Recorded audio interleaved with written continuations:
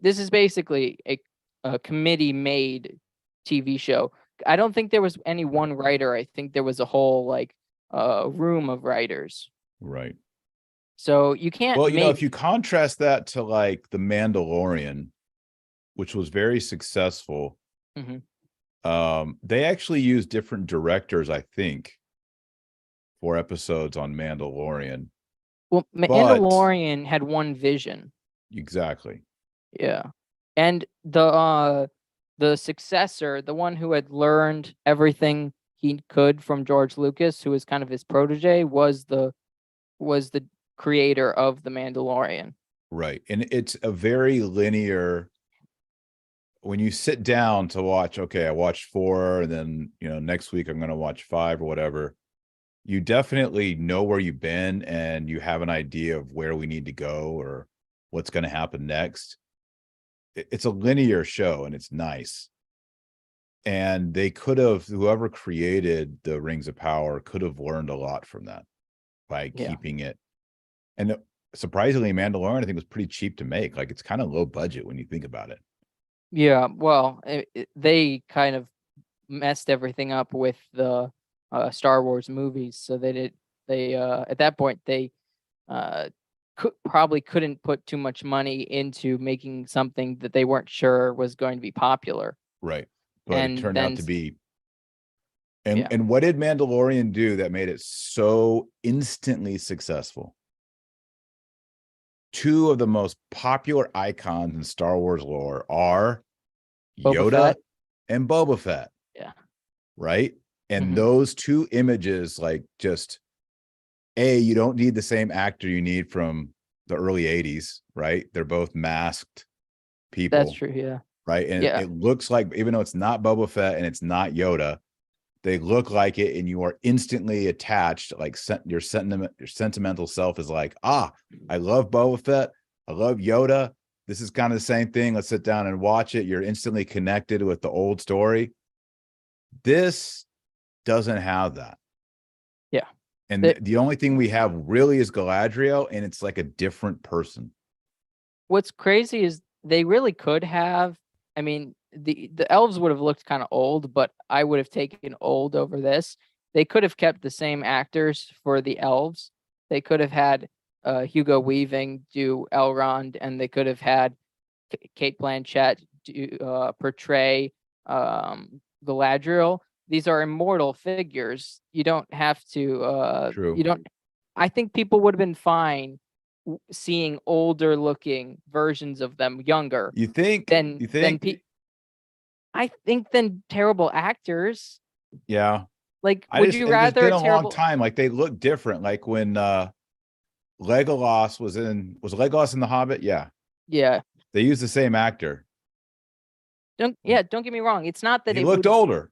It's not that it wouldn't be like but I guess honestly, I prefer the older and it's the same guy than totally different person. Exactly. That's what I'm saying. I mean, this is just the problem when you make things that are when you try and go backwards in the story.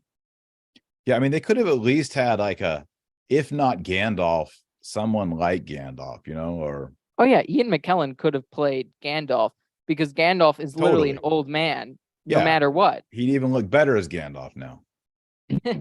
Yeah, exactly. So he's an old man no matter what, but they wanted you to think, oh, who is this? Even though everyone was like, pretty much like, this is Gandalf. Why are you trying to hide this? Even, a lot of people were like, this is Sauron. Because that's the thing, is like, with these stories, it's not supposed to necessarily surprise you given the information that you already know going in. If you know the story, you should know what's going to happen, because that's the whole point of an adaptation. Exactly. Well, and it's also cool when you're moving along and then there's associations, but then you bump into a real association. Another example, I keep going back to it, Mandalorian.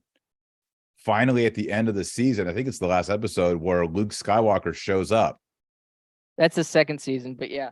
It's a second season? Yeah, that's the second season. Yeah. But what's beautiful about that is you watch it through the security cams, if I remember correctly.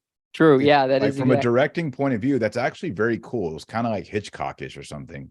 Yeah, Like it's you're like, it's he's coming, and you're like, wait a second, is that he's got a green lightsaber? He's doing the same move. Oh, is that Luke? Oh, that's Luke. Luke Skywalker's here, and it's so exciting, right? Because you're bumping up into the lore you already know, yeah, right? you're And trying it's to authentic. yeah. Like, okay, we're like going back into the universe narrative, the meta narrative that I know, and things are coming back together. And maybe I just haven't watched enough of Rings of Power, but No, that's yeah, there's not a lot of connections. There's like I think one of the lines, there's like some lines that kind of call back, but they feel so poorly placed into the story that it doesn't seem like a callback. It just seems like it's, oh, you just tried to take one line in from the movies and put it into right, these. Because I think Gandalf says, "Go back to the shadows from whence you came," but it doesn't, like, right, to these bad guys.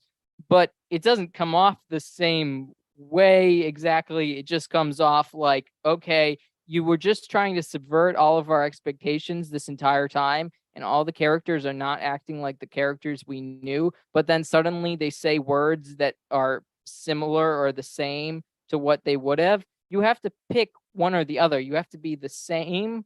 You have to have the same characters, or you're using different characters. Pick one of them and go with it. Because right. you can't do this weird thing where you make everyone think that these people don't act or resemble like their other counterparts, but then you're trying to say, oh, now they say the exact same lines as their counterparts. Just seems off-putting. Yeah.